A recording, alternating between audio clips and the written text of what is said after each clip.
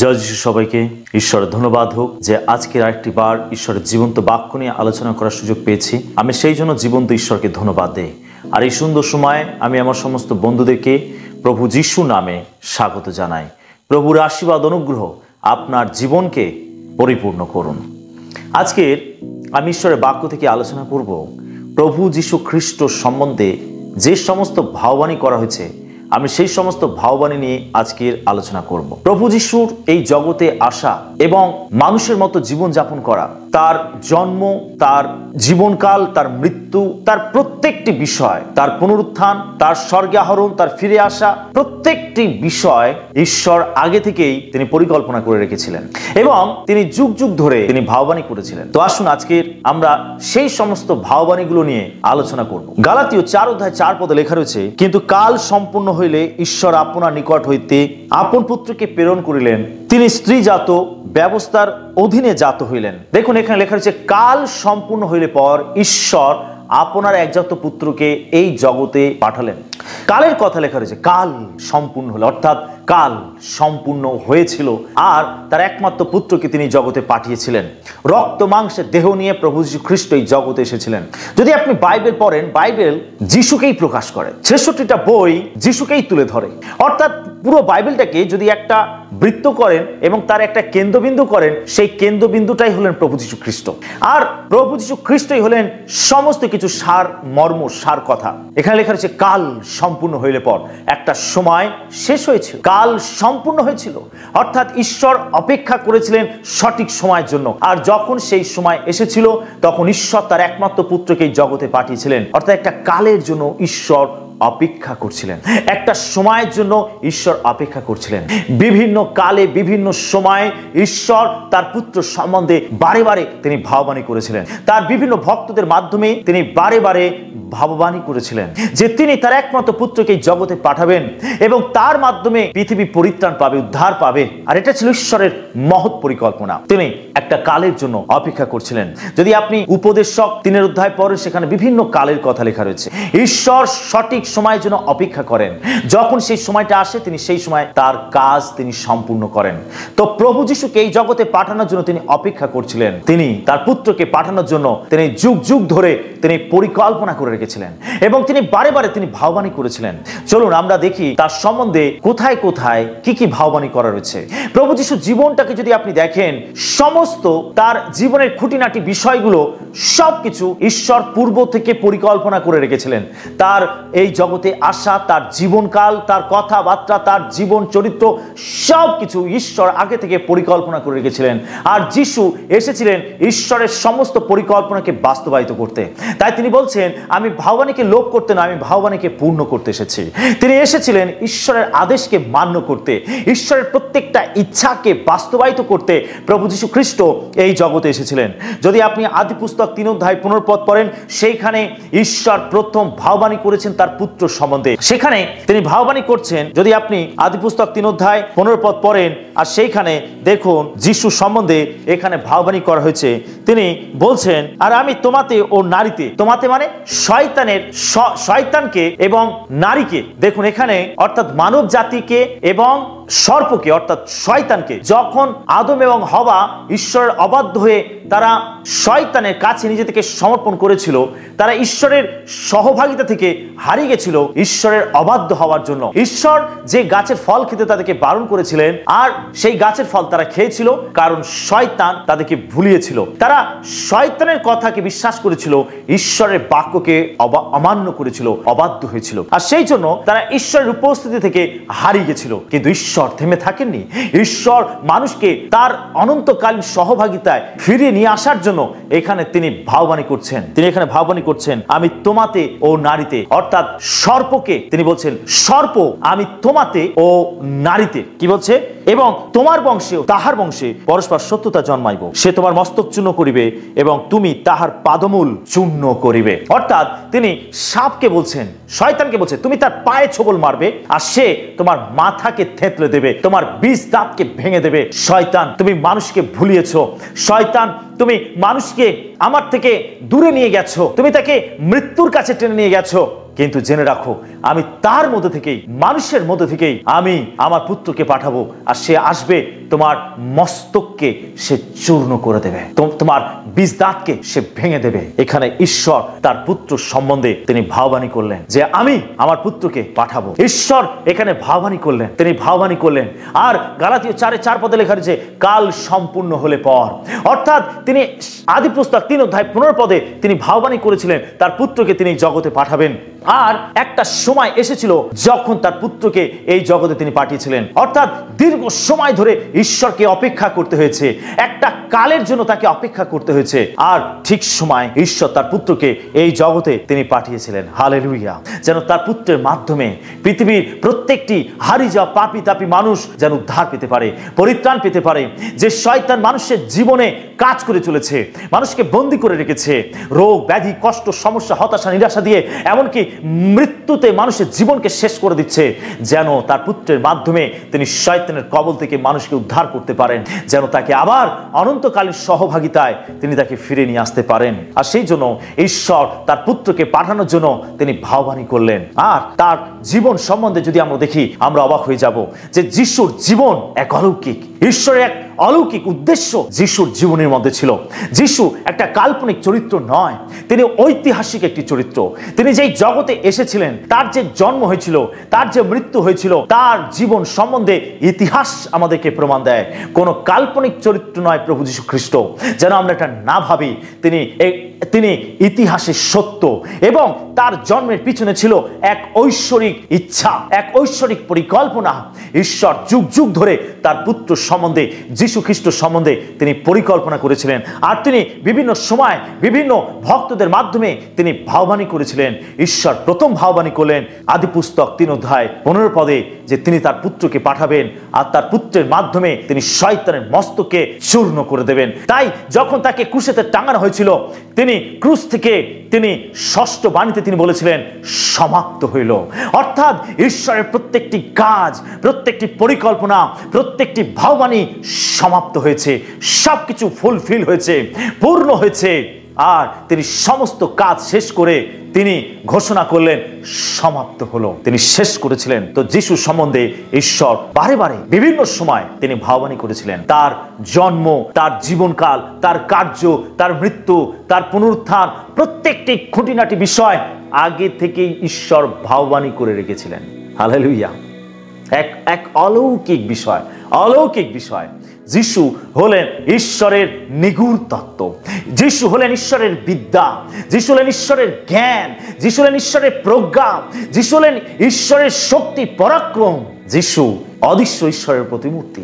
তাই যিশু বলে, যে আমাকে দেখেছে সে পিতাকে দেখেছে, আমি আর পিতা এক। অদৃশ্য ঈশ্বরকে প্রকাশ করতেই প্রভু যীশু খ্রিস্ট এই জগতে এসেছিলেন। আর ঈশ্বর তিনি বারে বারে তিনি প্রভু যীশু খ্রিস্ট সম্বন্ধে তিনি ভাববাণী করেছেন। যদি আমরা দ্বিতীয় বিবরণ 18 অধ্যায় আমরা 18-19 পদ দেখি, দেখুন সেখানেও ঈশ্বর তার পুত্র সম্বন্ধে ভাববাণী করেছেন।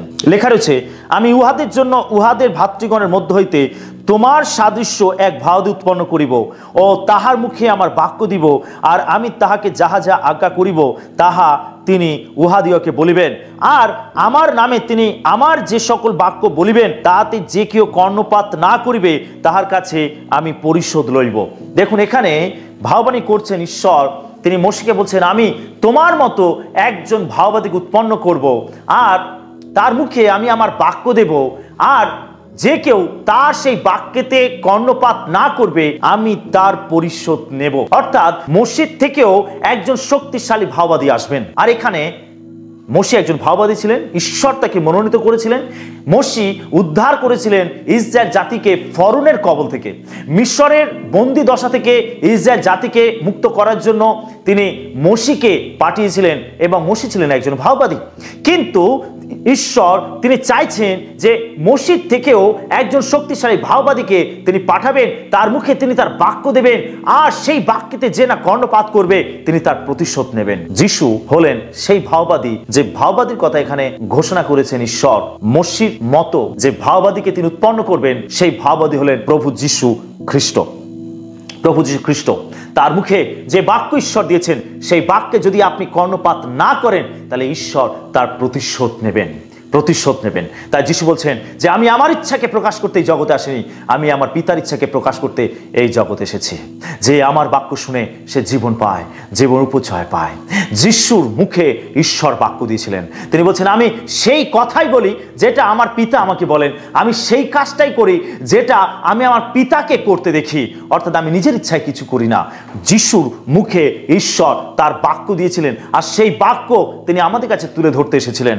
তাই এখানে ঈশ্বর তিনি ভাবানী করে বলছেন আমি তোমার সাদৃশ্য একজন ভাবাদিক উৎপন্ন করব, তার মুখে আমি আমার বাক্য দেব। তাই যিশুর বাক্যেতে কর্ণপাত করুন, যিশুর কথাকে মান্য করুন, না তো আপনার বিচার কঠিন হবে, আপনার শাস্তি ভয়ঙ্কর হবে। কারণ এখানে ঈশ্বর বলছেন যে তার বাক্যে কর্ণপাত না করবে আমি তার প্রতিশোধ নেব। যিশুর বাক্যেতে আমাদের কর্ণপাত করতে হবে, কারণ এখানে যিশুর সম্বন্ধেই ভাবানী করা হচ্ছে। দেখুন যিশুর জীবনী সম্বন্ধে খুঁটিনাটি ভাবানী করা হয়েছে। তার কোথায় জন্ম হবে, কোন কুলে জন্ম হবে, কিভাবে জীবন ধারণ করবেন, কিভাবে তিনি কাজ করবেন, কিভাবে মৃত্যুবরণ করবেন, প্রত্যেকটি খুঁটিনাটি ভাবানী ঈশ্বর তার বাক্যেতে তিনি আগে থেকেই করেছেন। তো যিশুর জন্ম হবে বৈতলেহেমে, আর এটাও ঈশ্বর আগে থেকে ভাববাণী করে রেখেছিলেন। আমরা মিখা তার 5:2 পদটা যদি দেখি, দেখুন সেখানে ঈশ্বর ভাববাণী করছেন, আর তুমি হে বৈতলেহেম ইফ্রাতা, তুমি জিহুদার সহস্রগণের মধ্যে ক্ষুদ্রা বলিয়া অগণিতা, তোমা হইতে ইসরায়েলের মধ্যে কর্তা হইবার জন্য আমার উদ্দেশ্যে এক ব্যক্তি উৎপন্ন হইবেন, প্রাক্কাল হইতে অনাদিকাল হইতে তাহার উৎপত্তি। দেখুন এখানে বৈতলেহেমে একজন ভাওবাদীকে তিনি পাঠাবেন, তার একজন মনোনীত ব্যক্তিকে তিনি পাঠাবেন। বলছে প্রাক্কাল হইতে অনাদিকাল হইতে তার উৎপত্তি, অর্থাৎ তিনি আগে থেকেই ছিলেন, আর তাকে তিনি পাঠাবেন এই জগতে। কোথায়? বৈতলেহেমে।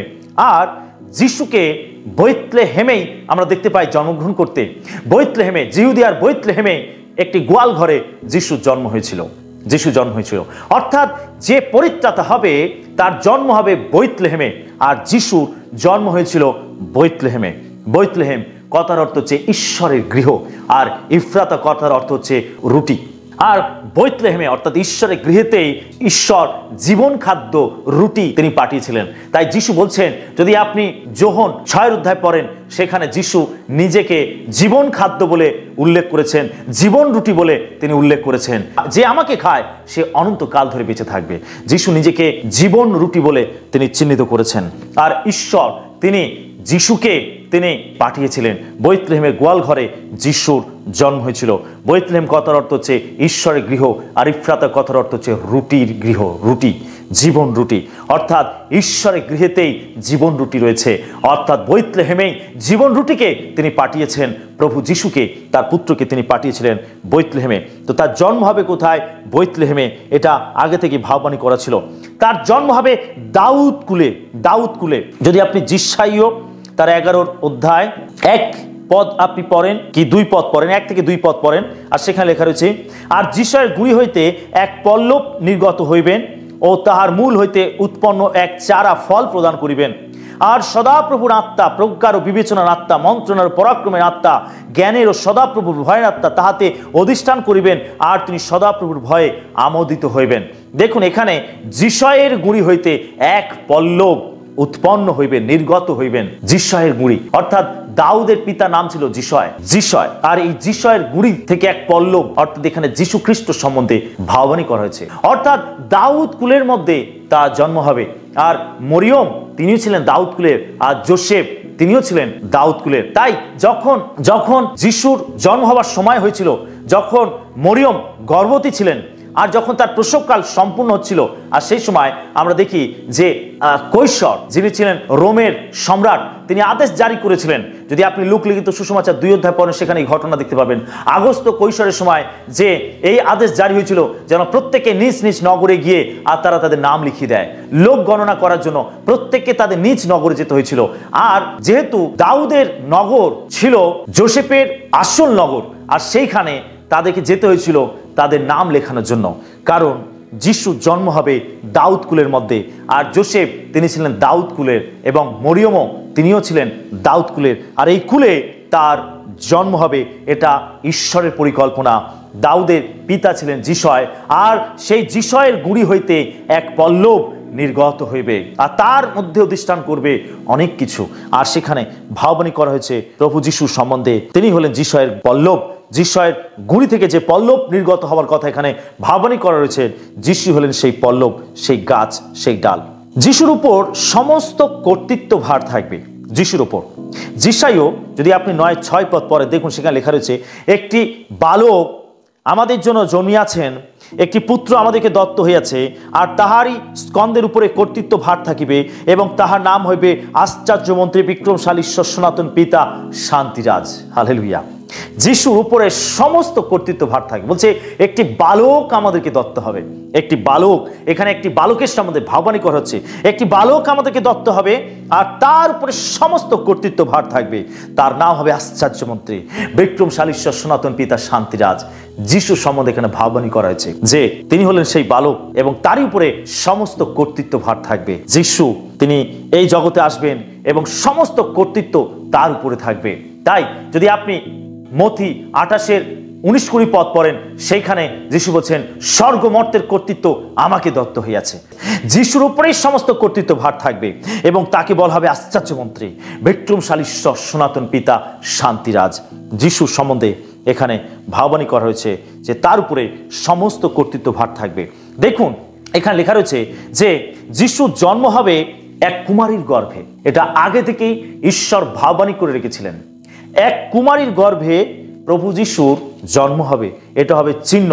যিশাইও ভাববাদী যদি আপনি 7:14 পদ পড়েন, দেখুন প্রায় 750 বছর আগে ঈশ্বর যিশাইও ভাববাদীর মাধ্যমে ভাববাণী করেছিলেন। সেখানে লেখা রয়েছে, অতএব প্রভু আপনি তোমাদেরকে এক চিহ্ন দিবেন, দেখো এক কন্যা গর্ভবতী হইয়া পুত্র প্রসব করিবে ও তাহার নাম ইম্মানুয়েল, আমাদের সহিত ঈশ্বর রাখিবে।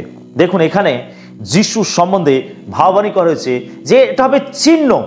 এক কুমারীর গর্ভে প্রভু যিশুর জন্ম হবে। আর যিশুর জন্ম হয়েছিল কুমারীর গর্ভে, মরিয়মের গর্ভে যিশুর জন্ম হয়েছিল। যদি আমরা মথি তার 2 অধ্যায় পড়ি, যদি আমরা লুক তার 2 অধ্যায় পড়ি, আর সেখানে প্রভু যিশুর জন্মের ঘটনা সেখানে লেখা রয়েছে। আর যোসেফ এবং মরিয়মের বাগদত্তা হয়ে গেছিল, কিন্তু যখন যোসেফ জানতে পারলো মরিয়ম অন্তঃসত্ত্বা, তখন সে নিজেকে চাইছিল না মরিয়মকে তার স্ত্রীরূপে গ্রহণ করতে। আর সে নিজে নিজে চিন্তা করছিল, মনে মনে চিন্তা করছিল যে আমি কিভাবে আমি মরিয়মকে আমার স্ত্রীরূপে আমি স্বীকার করব, লোকে কি বলবে। আর এই সমস্ত চিন্তা করছিল। তখন দূত স্বপ্নেতে যোসেফকে দর্শন দিয়ে বলেছিল যে তুমি তাকে গ্রহণ করতে অস্বীকার করো না, কারণ যা কিছু হয়েছে সেটা ঈশ্বর থেকে হয়েছে, তুমি তাকে গ্রহণ করো। সে পুত্র সন্তান প্রসব করবে এবং তুমি তার নাম রাখবে যিশু। আর আমরা মরিয়মকে দেখি, মরিয়মের কাছে স্বর্গের দূত গাব্রিয়েল এসে দর্শন দিয়েছিল আর তাকে বলেছিল, মরিয়ম তুমি গর্ভবতী হবে, তুমি পুত্র সন্তান প্রসব করবে আর তাকে পরস্পরের পুত্র বলা হবে, আর তুমি তার নাম রাখবে যিশু। তিনি মহান হবেন, তিনি তার প্রজাদেরকে পাপ থেকে পরিত্রাণ করবেন। এটা ছিল ঈশ্বরের পরিকল্পনা। কুমারীর গর্ভে যিশু জন্ম হবে। তাই স্বর্গের দূত কুমারী মরিয়মের কাছে গিয়ে দর্শন দিয়েছিল এবং মরিয়ম কুমারী অবস্থায় প্রভু যিশুকে গর্ভে ধারণ করেছিলেন। পবিত্র আত্মার শক্তিতে যিশুর জন্ম হবে। এটা ছিল ঈশ্বরের পূর্ব পরিকল্পিত, এটা ছিল ঈশ্বরের পরিকল্পনা।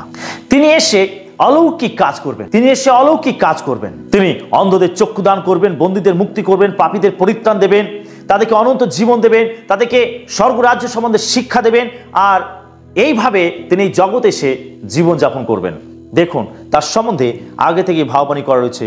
যদি আপনি যিশাইও তার 61 অধ্যায় পড়েন, লেখা রয়েছে, প্রভু সদাপ্রভুর আত্মা আমাকে অধিষ্ঠান করেন, কেননা নম্রদের কাছে সুসমাচার প্রচার করিতে সদাপ্রভু আমাকে অভিষেক করিয়াছেন। তিনি আমাকে প্রেরণ করিয়াছেন যেন আমি ভগ্নান্তকর লোকদের ক্ষত বাঁধিয়া দিই, যেন বন্দী লোকদের কাছে মুক্তি ও কারাবদ্ধ লোকদের কাছে কারামোচন প্রচার করে, যেন প্রভুর প্রসন্নতার বৎসর ও আমাদের ঈশ্বরের প্রতিশোধের দিন ঘোষণা করি, যেন সমস্ত শোকার্তকে সান্ত্বনা দান করি। দেখুন এখানে যে ভাববাণী করা হচ্ছে, আর সেই ভাববাণী প্রভু যিশু তিনি ঘোষণা করে তিনি বলেছিলেন, এই ভাববাণী সম্পূর্ণ হলো। আপনি যদি লুক লিখিত সুসমাচার 4 অধ্যায় পড়েন, লুক লিখিত সুসমাচার 4 অধ্যায় খুব সুন্দর একটি জায়গা। সেখানে যিশু তিনি যখন সমাজ গিয়ে তাকে শাস্ত্র পাঠ করতে বলা ছিল, তো তখন তিনি শাস্ত্র খুলে এই অংশটা বের করেছিলেন। আর সেখানে লেখা রয়েছে, প্রভু আত্মা আমাকে অধিষ্ঠান করেন, কারণ তিনি আমাকে অভিষিক্ত করিয়াছেন দরিদ্রদের কাছে সুসমাচার প্রচার করিবার জন্য, তিনি আমাকে প্রেরণ করিয়াছেন বন্দীদের কাছে মুক্তি প্রচার করিবার জন্য, অন্ধদের কাছে চক্ষুদান প্রচার করিবার জন্য, উপদ্রুত দিগকে নিস্তার করিয়া বিদায় করিবার জন্য, প্রভুর প্রসন্নতার বৎসর ঘোষণা করিবার জন্য। পরে তিনি পুস্তকখানি বন্ধ করিয়া ভৃত্যের হস্তে দিয়া বসিলেন, তাহাতে সমাজ গিয়ে সকলের চক্ষু তার প্রতি স্থির হইয়া রহিল। আর তিনি তাহাদেরকে বলিতে লাগিলেন, অদ্যই এই শাস্ত্রীয় বচন তোমাদের কর্ণগোচরে পূর্ণ হইল। হালেলুয়া। এখানে দেখুন যে ব্যক্তির সম্বন্ধে ভাববাণী করা রয়েছে যে সদা প্রভুর আত্মা আমাদের অধিষ্ঠান করেন যেন আমি বন্দীদেরকে মুক্ত করি, অন্ধদের চক্ষু দান করি এবং কারাবদ্ধদের কাছে আমি মুক্তি ঘোষণা করি, যেন প্রভুর প্রসন্নতার বৎসরকে ঘোষণা করি। ঈশ্বরের আত্মা আমাকে তার জন্য অভিষেক করেছে। আর যিশু এই অংশটা খুলে পাঠ করে তিনি বললেন, এই শাস্ত্রীয় বচন পূর্ণ হলো। অর্থাৎ আমি সেই ব্যক্তি যাকে পাঠানো হবে, যে অন্ধদের চোখ দেবে, খঞ্জদের চলবার শক্তি দেবে, ভূতদেরকে তাড়াবে, যে অনন্ত জীবন দেবে, আমি সেই ব্যক্তি। আর এই ভাববাণী আজকের পূর্ণতা লাভ করলো আর সবার চোখ তার দিকে স্থির হয়ে থাকলো। অর্থাৎ তিনি এসে কিভাবে কাজ করবেন, কি অলৌকিক ভাবে তিনি কাজ করবেন তার সম্বন্ধে এই ভাববাণী করা ছিল আগে থেকেই। আর এই ভাববাণী যিশু পাঠ করে তিনি বললেন, এই ভাববাণী পূর্ণতা লাভ করলো।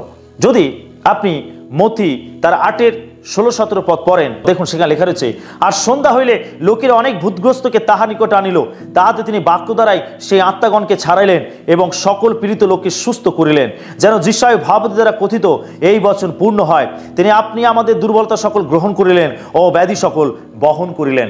দেখুন এইখানে যিশায় ভাববাদী যদি আপনি পড়েন 53 অধ্যায়, সেখানে লেখা রয়েছে এই ভাববাণী।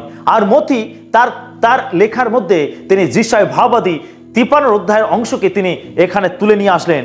যিশু তিনি এসে ভূতগ্রস্তকে তিনি সুস্থ করেছিলেন, তিনি বাক্য দ্বারা অসুস্থ পীড়িতকে তিনি সুস্থতা দিয়েছিলেন এবং লেখা রয়েছে তাহারই ক্ষত সকল দ্বারা আমরা সুস্থ হব।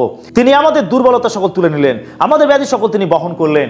এখানে যার সম্বন্ধে ভাববাণী করা রয়েছেন তিনি হলেন প্রভু যীশু খ্রিস্ট। আর মথি তিনি সেটাকেই প্রকাশ করছেন। যদি আপনি যিশায় ভাববাদী 53 অধ্যায় পড়েন, যিশু কিভাবে দুঃখ যন্ত্রণার মধ্যে থেকে যাবেন, কিভাবে তাকে অত্যাচার করা হবে, তাকে অবজ্ঞা করা হবে, তাকে ব্যথা যন্ত্রণা দেওয়া হবে, সমস্ত ভাববাণী যিশায় 53 অধ্যায় সেখানে লেখা রয়েছে। আর বাইবেল বলছে তিনি আমাদের ব্যাধি তুলে নিলেন, আমাদের রোগ তিনি তুলে নিলেন, আমাদের শাস্তি তিনি তুলে নিলেন, যেন আমরা মুক্ত হতে পারি, আমরা সুস্থ হতে পারি। আর এখানে মথি তিনি বলছেন যেন যিশায় ভাববাদী দ্বারা কথিত এই বচন পূর্ণ হয়। অর্থাৎ আগে থেকে ভাববাণী করা ছিল যিশু এসে অলৌকিক কাজ করবেন, চিহ্ন কাজ করবেন, তিনি যাতনাগ্রস্ত হবেন, তিনি আমাদের ব্যথা তুলে নেবেন, আমাদের রোগ তিনি তুলে নেবেন, আমাদের শাস্তি তিনি তুলে নেবেন, আমাদের অভিশাপ তিনি তুলে নেবেন। আগে থেকেই এটা ভাববাণী করা ছিল। যদি যিশায় 53 অধ্যায় পড়েন, আর সেইখানে এই সম্বন্ধে ভাববাণী করা রয়েছে যে যিশু তিনি আমাদের জায়গাতে তিনি মারা যাবেন, আমাদের শাস্তি তিনি তুলে নেবেন, আমাদের ব্যাধি তিনি তুলে নেবেন, আমাদের অভিশাপ তিনি তুলে নেবেন। হালেলুয়া। তিনি এসেছিলেন আমার আপনার শাস্তিকে তুলে নিতে, আমার আপনার অভিশাপকে তিনি তুলে নিতে, আমার আপনার মৃত্যুকে তিনি তুলে নিতে, যেন আমরা জীবন পাই, জীবনের উপচায়তা পাই। যিশুর সম্বন্ধে আগে থেকে ভাববাণী করা ছিল যে তিনি কিভাবে অলৌকিক কাজ করবেন, কিভাবে তিনি মৃত্যুবরণ করবেন, সমস্ত ভাববাণী আগে থেকেই করা রয়েছে। যদি আপনি দ্বিতীয় বিবরণ তার 21 অধ্যায় 23 পদ পড়েন, সেখানে লেখা রয়েছে যে কেউ গাছে টাঙানো যায় সে শ্রাপগ্রস্ত। যিশুকে যে গাছে টাঙানো হবে, গাছ মানে হচ্ছে ক্রুশ, গাছ মানে হচ্ছে ক্রুশ, আর যাকে ক্রুশে টাঙানো হয়, ক্রুশে টাঙিয়ে হত্যা করা হয়, সে শ্রাপগ্রস্ত। আর এখানে যদি আপনি গালাতীয় তার 3 অধ্যায় 13 পদ পড়েন, সেখানে লেখা রয়েছে খ্রিস্টই মূল্য দিয়ে আমাদেরকে ব্যবস্থা সাপ হইতে মুক্ত করিলেন, কারণ তিনি আমাদের নিমিত্ত সাপ স্বরূপ হইলেন। কেন লেখা আছে যে কেউ গাছে টাঙানো যায় সে শ্রাপগ্রস্ত, যাকে গাছে টাঙানো যায় সে শ্রাপগ্রস্ত। অর্থাৎ যিশুকে ক্রুশে টাঙিয়ে হত্যা করা হবে। গাছ মানে হচ্ছে ক্রুশ, ক্রুশেতে টাঙিয়ে তাকে হত্যা করা হবে, আর যাকে ক্রুশে টাঙানো হয় সে শ্রাপগ্রস্ত। গালাতীয়তে লেখা রয়েছে যে তিনি আমাদের জন্য শ্রাপ স্বরূপ হলেন যেন আমরা তার আশীর্বাদ স্বরূপ হতে পারি। যিশু তিনি ক্রুশেতে মৃত্যুবরণ করবেন, ক্রুশীয় শাস্তি তিনি পাবেন এবং ক্রুশেতে টাঙিয়ে তাকে হত্যা করা হবে। আর এটা আগে থেকে ভাববাণী করা ছিল। দ্বিতীয় বিবরণ 21 অধ্যায় 23 পদে সেখানে আগে থেকেই ভাববাণী করা রয়েছে যাকে গাছে টাঙানো যায় সে শ্রাপগ্রস্ত। আর যিশু আমাদের জন্য শ্রাপ স্বরূপ হলেন, অর্থাৎ তাকে গাছে টাঙানো হয়েছিল, তাকে ক্রুশেতে টাঙিয়ে হত্যা করা হয়েছিল, আমাদের জন্য তিনি শ্রাপ স্বরূপ হলেন। আমাদের প্রত্যেকটি অভিশাপ তিনি নিজের উপর তুলে নিলেন, যেন আমরা তার আশীর্বাদ লাভ করতে পারি। তাই যিশুকে যদি আপনি বিশ্বাস করেন, গ্রহণ করেন, আপনার জীবনের সমস্ত শ্রাপ থেকে আপনি মুক্ত হবেন। ও পিতার কি অভিশাপ আছে? সন্তান পায়। সন্তানের কি আছে? তার পরের জেনারেশন পায়। বংশ পরম্পরায় মানুষ অভিশাপ, আর এই অভিশাপ তখনই থামবে, তখনই এই অভিশাপ ঘুচে যাবে যখন প্রভু যীশু খ্রিস্টকে আপনার জীবনে পরিত্রাতা বলে গ্রহণ করবেন। কারণ লেখা রয়েছে, যাকে গাছে টাঙানো যায় সে শ্রাপগ্রস্ত। প্রভু যীশু আমাদের জন্য শ্রাপ স্বরূপ হলেন, কারণ আমরা তার আশীর্বাদ স্বরূপ হতে পারি। প্রভু যীশু আমাদের অভিশাপ তিনি তুলে নিয়েছিলেন। তার সম্বন্ধে আগে থেকেই ভাববানি করা ছিল যে তার মৃত্যু হবে ক্রুশীয় মৃত্যু। যীশুকে 30টি মুদ্রার বিনিময়ে বিক্রি করে দেওয়া হবে, আর তা আগে থেকেই ভাববানি করা রয়েছে।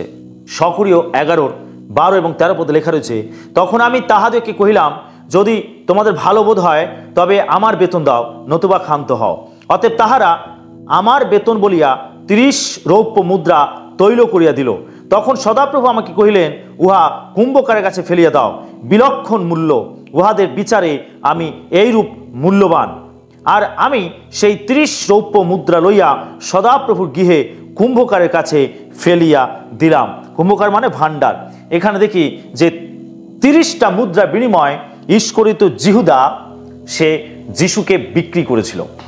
যিশুকে 30টি মুদ্রার বিনিময় তাকে বিক্রি করেছিল, এবং সেই মুদ্রা আবার সে যখন তাদের কাছে ফিরে দিতে গেছিল তখন তারা নেয়নি, এবং সেটা ঈশ্বরের ভাণ্ডারেও রাখা হয়নি, কারণ এটা ছিল নির্দোষের মূল্য, নির্দোষ রক্তপাতের মূল্য। অর্থাৎ যিশুকে বিক্রি করা হয়েছিল 30টি মুদ্রার বিনিময়, এবং সেটা আগে থেকে ভাববানি করা ছিল যে 30টি মুদ্রার বিনিময় তাকে বিক্রি করা হবে, তাকে নিয়ে দর কষাকষি হবে। আর ইস্করিত জিহুদা, যিশুরই শিষ্য ইস্করিত জিহুদা, যিশুকে 30টি মুদ্রার বিনিময় তিনি তাকে বিক্রি করে দিয়েছিলেন। তারপরে যদি আপনি সকরীয় 9 পদ পড়েন, সেইখানে যিশু তিনি গাধার পিঠে চড়ে তিনি জেরুসালেমের মধ্যে প্রবেশ করবেন। আর এটা হবে চিহ্ন, যিনি পরিত্রাতা তার চিহ্ন হবে তিনি গাধার পিঠে চড়ে তিনি জেরুসালেমে প্রবেশ করবে। তাই যিশু যখন জেরুসালেমে গাধার পিঠে চড়ে প্রবেশ করেছিলেন, তখন সমস্ত মানুষ তারা গাছের ডালপালা কেটে তারা হোসান্না হোসান্না বলে তারা যিশুর জয়ধ্বনি করেছিল, কারণ তারা দেখেছিল এই ভাববাণী যেটা সকরীয় 9 পদে লেখা রয়েছে তা পূর্ণতা লাভ করতে। আর তাই তারা যখন ভাববাণী পূর্ণতা লাভ করছে, তখন তারা হোসান্না দাউদ সন্তান বলে তারা যিশু জয় জয়কার করেছিল। দেখুন সেখানে লেখা রয়েছে, হে সিয়ন কন্যা অতিশয় উল্লাস করো, হে জেরুসালেম কন্যা জয়ধ্বনি করো, দেখো তোমার রাজা তোমার কাছে আসিতেছেন, তিনি ধর্মময় ও পরিত্রাণ যুক্ত, তিনি নম্র ও গর্দবে উপবিষ্ট, গর্দপীর শাবকে উপবিষ্ট। গর্দব শাবকে বসে তিনি জেরুসালেমে প্রবেশ করেছিলেন, আর সমস্ত মানুষ তার জয়ধ্বনি করেছিল। এটা ছিল চিহ্ন, যিশু গাধার পিঠে চড়ে তিনি জেরুসালেমে প্রবেশ করবেন, আর এটা হবে চিহ্ন। তিনি মারা যাবেন এবং মৃত্যুর 3 দিন পর আবার জীবিত হবেন, আর সেই সম্বন্ধে যিশু নিজে ভাববাণী করেছেন আগে থেকেই। যদি আপনি মথি তার 16 অধ্যায় পড়েন, মথি তার 16 অধ্যায় 21 পদ, সেখানে লেখা রয়েছে, সেই সময় অবধি যিশু আপন শিষ্যদিগকে স্পষ্টই বলিতে লাগিলেন যে তাহাকে জেরুসালেমে যাইতে হইবে এবং প্রাচীন বর্গের প্রধান যাজকদের ও অধ্যাপকদের হইতে অনেক দুঃখ ভোগ করিতে হইবে ও হত হইতে হইবে, আর 3য় দিবসে উঠিতে হইবে। এখানে যিশু নিজের সম্বন্ধে ভাববাণী করছেন। যদি আমরা 17 অধ্যায় 22 পদ পড়ি, সেখানে লেখা রয়েছে, গালিলে তাহাদের একত্র হইবার সময় যিশু তাহাদেরকে কইলেন, সম্প্রতি মনুষ্যপুত্র মনুষ্যদের হস্তে সমর্পিত হইবেন এবং তাহারা তাহাকে বধ করিবে, আর 3য় দিবসে তিনি উঠিবেন। ইহাতে তারা অত্যন্ত দুঃখিত হইলেন। যিশু তার মৃত্যুর সম্বন্ধে এখানে ভাববাণী করছেন যে তাকে শত্রুদের হস্তে সমর্পিত হতে হবে, আর লোকেরা তাকে ধরবে, তাকে দুঃখ দেবে, তাকে আঘাত করবে, তাকে মেরে ফেলবে, আর মৃত্যুর 3 দিন পর তিনি আবার বেঁচে উঠবেন। তাকে দুঃখ যাতনা তাড়নার মধ্যে থেকে যেতে হয়েছিল, আর তিনি মরেছিলেন। মৃত্যুর 3 দিন পর তিনি আবার পুনরুত্থিত হয়েছিলেন, তিনি জীবিত হয়েছিলেন। যদি প্রকাশিত বাক্য 1 অধ্যায় আপনি 18 পদ পড়েন, সেখানে লেখা রয়েছে, যিশু বলছেন, আমি প্রথম ও শেষ ও জীবন্ত, আমি মরিয়াছিলাম, আর দেখো আমি যুগ পর্যায়ে যুগে যুগে জীবন্ত, আর মৃত্যু ও পাতালের চাবি আমার হস্তে আছে। প্রভু যিশু তিনি মৃত্যুকে জয় করে বেঁচে উঠেছিলেন, আর সেই জন্য বাইবেল বলে তিনি আর কখনো মরবেন না, তিনি অনন্তকালের জন্য জীবিত রয়েছেন। তাই যিশু দাবি করে বলছেন, আমি পুনরুত্থান ও আমি জীবন, আমি পুনরুত্থান ও আমি জীবন। তিনি দাবি করেছেন, আমি পথ, আমি সত্য, আমি জীবন। যিশুর মধ্যে জীবন আছে। যিশু জীবন, যিশু জীবন, যিশু পথ, যিশু সত্য, যিশু জীবন। যিশু তিনি মৃত্যুকে জয় করে বেঁচে উঠেছেন, তাই তিনি কখনো মরবেন না। তাই যারা যিশুকে বিশ্বাস করে তারা মরলেও জীবিত থাকবে। যিশু সম্বন্ধে বাইবেল অনেক অনেক ভাববাণী করেছেন যে কিভাবে তার জন্ম হবে, কিভাবে জীবনযাপন করবেন, কিভাবে তিনি কাজ করবেন, কিভাবে তার মৃত্যু হবে, কিভাবে তার পুনরুত্থান হবে, কিভাবে তিনি তিনি এই জগতে আবার ফিরে আসবেন। সমস্ত খুঁটিনাটি বিষয় সম্বন্ধে বাইবেল আমাদেরকে ভাববাণী করেছে। ঈশ্বর যুগ যুগ ধরে তিনি ভাববাণী করেছেন। যিশু কোনো কাল্পনিক চরিত্র নন, তার সম্বন্ধে যুগ যুগ ধরে ঈশ্বর ভাববাণী করেছেন, আর সমস্ত ভাববাণী পূর্ণতা লাভ করেছে। তাই যিশু যে সমস্ত ভাববাণী করেছেন, তার দ্বিতীয় আগমন হবে, এই জগতে তিনি আবার ফিরে আসবেন, এই পৃথিবী ধ্বংস হবে, এই পৃথিবী শেষ হবে, এই সমস্ত ভাববাণী পূর্ণতা লাভ করবে। আর সমস্ত পৃথিবী সেই দিকেই আগিয়ে চলেছে। সমস্ত পরিস্থিতি, পরিবেশ, সমস্ত পৃথিবীর বিভিন্ন ঘটনা আজকে প্রকাশ করছে যে প্রভু যীশু খ্রিস্ট এই জগতে আবার ফিরে আসতে চলেছেন। তার প্রত্যেকটি ভাববাণী পূর্ণতা লাভ করছে, তিনি আবার এই জগতে ফিরে আসবেন। তাই যারা যিশুকে বিশ্বাস করবে তারা অনন্ত জীবন লাভ করবে। তাই এই সময় আমার সমস্ত বন্ধু, প্রভু যিশুকে বিশ্বাস করুন। আপনি তাকে আপনার জীবনের পরিত্রাতা বলে স্বীকার করুন, যেন আপনি তার আসার পূর্বে যেন নিজেকে প্রস্তুত করতে পারেন। যদি আপনি তাকে বিশ্বাস না করেন, যদি আপনি তাকে গ্রহণ না করেন আপনার পরিত্রাতা রূপে, তাহলে আপনি অনন্ত জীবনে প্রবেশ করতে পারবেন না। যিশুকে যে না বিশ্বাস করবে সে স্বর্গরাজ্যে যেতে পারবে না, কারণ যিশু এসেছিলেন আমাদেরকে অনন্ত জীবন দিতে। যে কেউ তাকে বিশ্বাস করবে সে অনন্ত জীবন লাভ করবে, সে বিনষ্ট হবে না কিন্তু অনন্ত জীবন লাভ করবে। তাই আসুন আজকের এখনই আমরা প্রভু যিশুকে বিশ্বাস করি, আমাদের জীবনে পরিত্রাতা বলে তাকে গ্রহণ করি। তার সম্বন্ধে যা কিছু ভাববাণী করা হয়েছিল সবকিছু পূর্ণতা লাভ করেছে, এবং আগামী দিনেও যা কিছু ভাববাণী করা হয়েছে সমস্ত ভাববাণী পূর্ণতা লাভ করবে। তাই সুযোগ থাকতেই আসুন আমাদের জীবন প্রভুর কাছে সঁপে দিই, যেন তিনি যখন আসবেন যেন আমরা তার সঙ্গে অনন্তকালীন রাজ্যে আমরা প্রবেশ করতে পারি। Amen, hallelujah. ঈশ্বরের ধন্যবাদ।